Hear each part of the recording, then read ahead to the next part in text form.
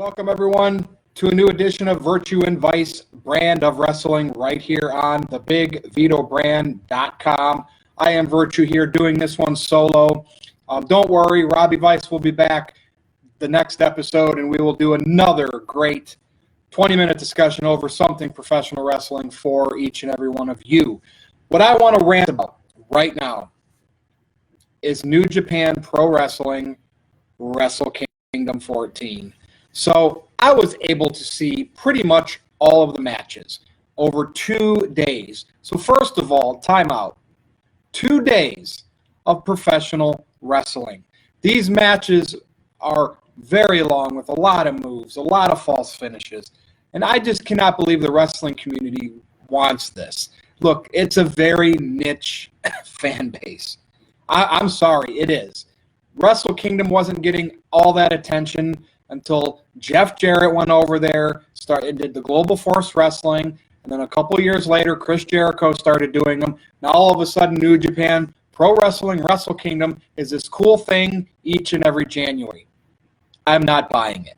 I am absolutely not buying it because, look, pro wrestling, in-ring wrestling, 30-minute matches, false finishes, finisher after finisher, no ring psychology, doesn't draw.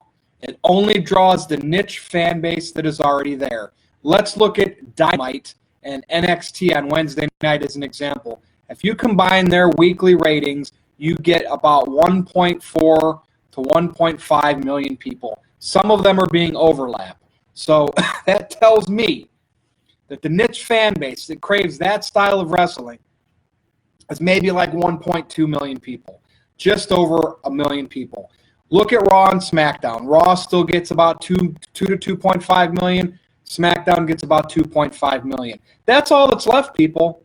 2.5 million people. And that literally leaves half of it the niche and half of it the casuals. Think about that.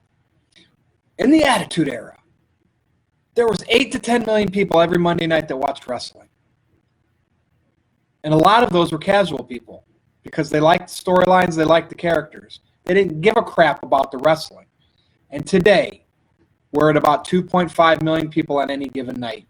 And based on my theory, half of those are the niche, half of those are the casuals. Now the niche, they want the casuals to go away. They would have, if they had it their way, there would be no casual fans left to watch professional wrestling. It would all be the diehards, because then they can talk about match quality, rate Meltzer, or listen to Meltzer ratings, and talk about all the crazy stuff that happens. And it's just ridiculous. Like the fact that it made me sick to my stomach just to even look at Twitter because every match that happened was the greatest of all time. Now, look, I'm not saying that these guys aren't athletic, but this isn't wrestling. Will Ospreay versus Takahashi and all those acrobatic flips, that's gymnastics. Like if they were competing in front of actual judges of the Olympics and then given medals, I would be okay with that. But that's not wrestling. And the people that go ape shit over that and clamor that it's so awesome, go watch Jake Roberts versus Ricky Steamboat. Go watch Macho Man versus Ricky Steamboat. Go watch Brett versus Owen. Go watch Shawn Michaels versus The Undertaker. Ric Flair versus anybody. Okay? That's psychology. Now, I did see a little bit. Night one, Jay White, Switchblade from, I believe it's New Zealand. He has a match with Naito. He was the Intercontinental Champion. And the winner would go on to day 2 to be in the main event. And what I saw during that match is Jay White focused on Naito's knee. And the whole match, it was about the knee. Naito was selling. Is it Naito? Is it Naito? I don't care, okay? But the fact is, it slowed a lot of parts of the match down, right? So Naito could sell the knee. Then they would go into some spots. Of course, it still had finishers and false finishes. But I would actually see people on Twitter saying, oh, this match is too slow. Like, it's going on too long. What, like, think about it. You think Ospreay and Takahashi that has to do acrobatic stuff after acrobatic stuff for 20 minutes? No, that's not wrestling. What Jay White and Naito did, that was professional wrestling. And that match, even though it wasn't perfect, that got the pass for me for entertaining for night one. Okay? Moxley versus Lance Archer, classic, hardcore with tables and all that good stuff. You know, to be different from all the wrestling, that got the pass by virtue. There's always room for one of those on the card. But other than that, I'm not buying that stuff. You know, Ibushi versus Okada, right? Great athletic ability back and forth, just not believable. Not believable. And the fact that something ends up ending the match all the time, which is probably less devastating than 5 or 6 other moves that could have ended the match earlier, that's why I don't buy these matches. And again, I'm not saying they aren't athletically talented and gifted, but that's not professional wrestling, right? Ibushi and Okada could have went out there and did a 15-minute match and did more slow, work on a body part, just built to the crescendos, and I would have been perfectly fine with that. But then guess what? Today's wrestling fans would have shit on it. I don't like where this is going, the desensitized fans, and the fact that the wrestlers are giving that to them. So the fact that we had to endure 2 days of these type of events, and what I think is good, people scoff at, and then they praise the stuff that clearly doesn't draw. Night 2. We finally have Chris Jericho wrestle. First, before we talk about Chris Jericho, Moxley wrestled again. So Moxley got to wrestle for the United States Championship, and I believe it was against Juice Robinson. And guess what? Moxley won back the United States Championship, and it was another rough and tumble brawl-type match, and that's what Dean Ambrose is good at, and I enjoyed that. Chris Jericho versus Tanahashi. All I hear about, Chris Jericho, look at how he's not aging well. He looks like he's got the dad bod. And, of course, I watched this Jericho match, and it's pretty straightforward to how his other pain-maker matches have been in New Japan. I mean, he's written the book, and he goes out there and he recites it. Did everything go perfectly? No. But did it go to be considered a very, very good match? Yes.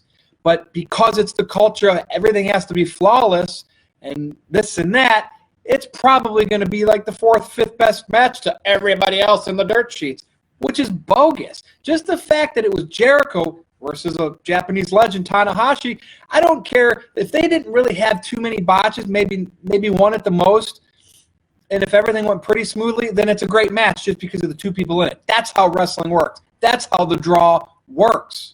And I just get so frustrated when I see somebody like Jericho go out there, get all the attention. Think about it. The New Japan World app, Fight TV app, seats at the Tokyo Dome. Jericho's a big draw for the last 3 years. Now, I guess night 1 did like 40,000 and night 2 did 30,000. Okay, that's kind of weird. Again, night 1, wouldn't night 2 be considered your main night? It had Jericho versus Tanahashi. It had the title for title match. Just very strange. Just very strange that night 1 would outdraw night 2. Unless I'm incorrect about that, post comments, tweet me at NoDQ_virtue. But I'm pretty sure night 1 drew more people, and that was the night without Jericho. But nonetheless, what else did I like? Jay White, the loser from the match the night before, and versus Ibushi, the loser from his match the night before, because had they both won, they would have been in the main event for title. They got to wrestle each other. So that means one of these men, we're going to have 2 losses on the weekend. I don't care about that stuff. But I do like the fact that Jay White went over because he is the top heel in the company, and this is going to lead to another rant. He came out, Ibushi wasn't focused, basically got attacked from the beginning. Jay White has Guido out there as the manager, and you know how that goes. And I'm very glad that Jay White got the W, the booked, scripted win, coming off of the night where he lost the IC championship to Naito, because I think Jay White should have been in that main event. But I know the reason why they didn't is because they wanted all Japanese guys in there, which led to Okada versus Naito, champion versus champion. And you knew it was going to go 30, 40 minutes, right? It doesn't matter who won at that point. They finally put both titles on Naito. It's his time. Just like in wrestling, it's always, every few years it's somebody else's time. So Okada's had his shine. Makes sense. Perfectly fine. And then what the fuck? After the match, the celebration goes on, and then Kenta, Hideo Itami, who failed in NXT over here in North America, granted because of injuries, you could say it was because of booking, he lost his match earlier that night and lost the Never Openweight Championship. And then all of a sudden, he comes out and lays out Naito and holds the two belts up like he's the next contender. What the fuck? Like, to me, Jay White should be the next contender. And this is New Japan for you. People don't look at that. They don't care about that. They're just thinking, oh, man, Kenta versus Naito. Oh, man, we're going to have some great matches now. And there's just no ring psychology. With the exception, I did see some, courtesy of Chris Jericho, courtesy of Jay White, and I'll even say Jon Moxley. Those three impressed me over the weekend. Notice they were none of the Japanese hard, strong style type guys. But, just seriously, people, why is it always the best match ever? When the next takeover event happens, you're going to say that match was the best match ever. And it goes on and on and on and on. And when somebody like me comes along and says there needs to be more storylines, granted, maybe written better than the Lana, Rusev, Lashley, Liv Morgan, I get it. But look, that did pop a number. That drew. When do wrestling matches draw besides the niche people?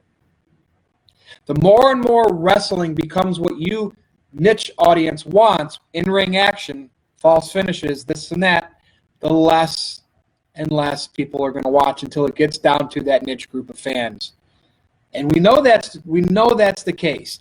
I've talked about it right here on the Big Vito brand time and time again. See, it's getting me choked up because I'm sitting here ranting on a Sunday night when I should be over there with my Nintendo Switch and Wii U playing Yoshi and playing Legend of Zelda.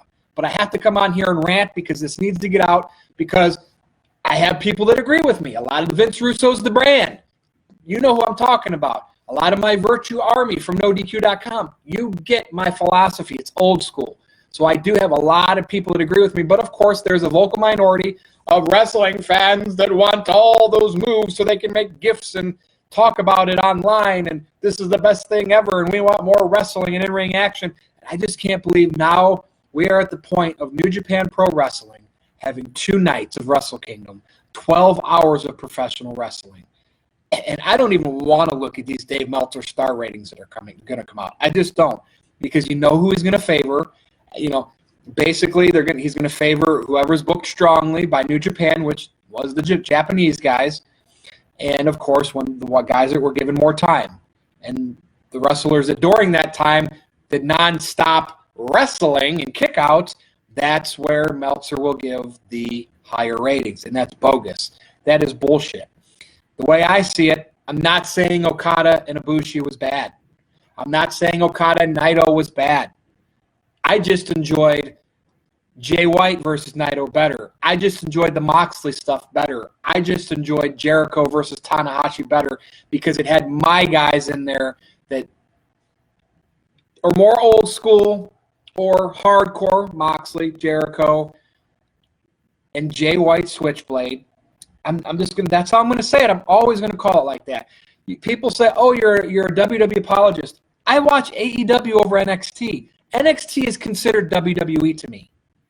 Every Wednesday night, I never turn on NXT. I'm faithful to AEW because I want to see if they can improve and get past their flaws. Right? I like Jericho. I like Cody, Dustin Rhodes, Moxley, Kenny Omega, kind of. You know what I mean? So I'm not a WWE apologist and 100% fanboy. Do I like some stuff that they do? Yes. But I'm highly critical of them. But just because I don't like New Japan style. There was a time where I did.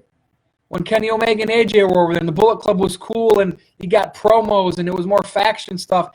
And it was before this big wrestling craze just blew up where everybody had to clamor for more in-ring action. I was a fan of New Japan. I watched New Japan on my uncle's big, huge monster satellite dish in his backyard back in the early 90s. Owen Hart versus Jushin Thunder Liger, who's now retired. I get people making a big deal out of that. You know, congratulations to Jushin Thunder Liger. I almost called him Justin. To a great career, okay? But, of course, social media, everybody's a Jushin Thunder Liger fan now, okay? I get it. But, you know, he had a couple matches. That's fine. That's fine.